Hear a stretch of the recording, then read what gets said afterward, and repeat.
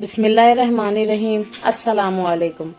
قریش نے جب یہ دیکھا کہ مسلمانوں کی تعداد روز بروز بڑھتی جاتی ہے اور یہ سیلاب روکے نہیں رکتا تو انہوں نے زور اور ظلم کرنے کی ٹھان لی۔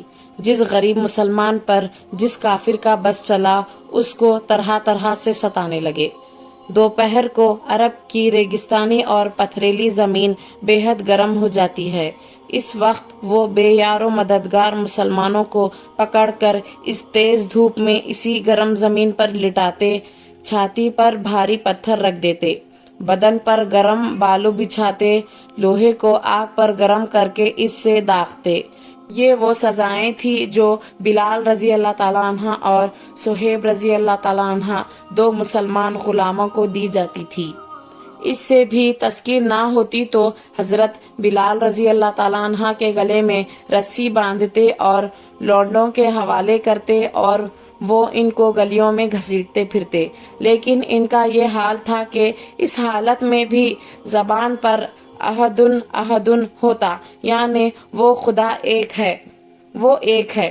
صہیب رضی اللہ تعالیٰ عنہ بھی غلام تھے جو مسلمان ہو گئے تھے۔ ان کو پکڑ کر اتنا مارتے تھے کہ ان کے ہوش و حواس جاتے رہتے تھے۔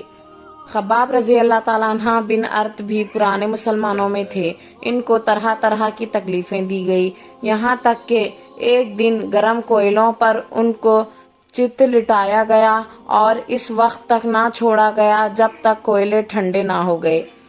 یاسر رضی اللہ تعالیٰ عنہ اور ان کے بیٹے عمار رضی اللہ تعالیٰ عنہ اور ان کی بیوی سمیہ رضی اللہ تعالیٰ عنہ یہ تینوں مکے کے غریبوں میں تھے اور اسلام لانے والوں میں بہت پہلے تھے۔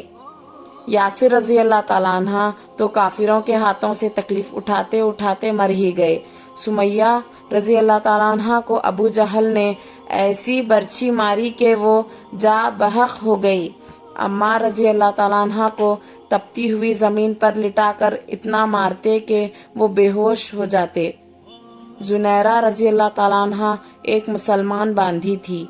ابو جہل نے ان کو اتنا مارا کہ ان کی آنکھیں جاتی رہیں اور دوسرے غریب مسلمانوں اور نو مسلم غلاموں اور کنیزوں کو ایسی ہی سزائیں دی گئی۔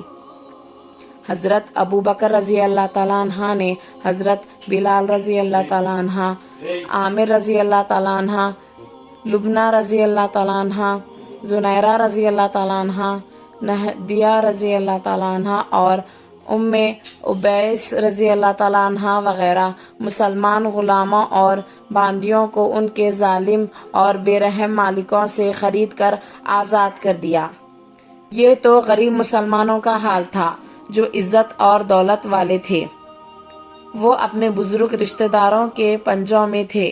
حضرت عثمان رضی اللہ تعالیٰ عنہ جب مسلمان ہوئے تو ان کے چچا نے ان کو رسی میں باندھ کر مارا۔ حضرت سعید رضی اللہ تعالیٰ عنہ بن زید اور ان کی بیوی فاطمہ رضی اللہ تعالیٰ عنہ کو، جو حضرت عمر رضی اللہ تعالیٰ عنہ کی بہن تھی، حضرت عمر رضی اللہ تعالیٰ عنہ رسی سے جکڑ دیتے تھے۔ حضرت زبیر رضی اللہ تعالیٰ عنہ مسلمان ہوئے تو ان کے چچا ان کو چٹائی میں لپیٹ کر ان کی ناک میں دھواں دیتے تھے۔ عبداللہ رضی اللہ تعالیٰ عنہ بن مسعود مسلمان ہوئے تو کعبے میں جا کر سورہ رحمان پڑھنا شروع کیا۔ کافر ہر طرف سے ان پر ٹوٹ پڑے اور بری طرح مارا۔ مسلمان اس بے کسی میں کیا کرتے؟ آ کر حضرت رسول صلی اللہ علیہ وسلم سے کافروں کی شکایت کرتے اور عرض کرتے کہ یا رسول اللہ، دعا کیجئے کہ مسلمانوں کو امن ملے۔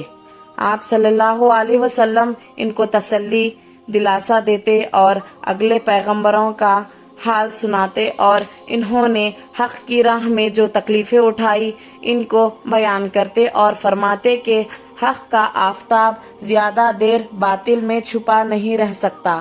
ایک زمانہ آئے گا جب خدا تم کو غلبہ دے گا۔ تم سے پہلے کسی پیغمبر کو آرے سے چیر دیا گیا، کسی کا گوشت لوہے کی کنگھی سے چھیل دیا گیا، مگر انہوں نے حق کو نہیں چھوڑا۔ ایسے ہی اسلامک واقعات کے لیے صفوان اسلامک ورلڈ کو سبسکرائب کریں۔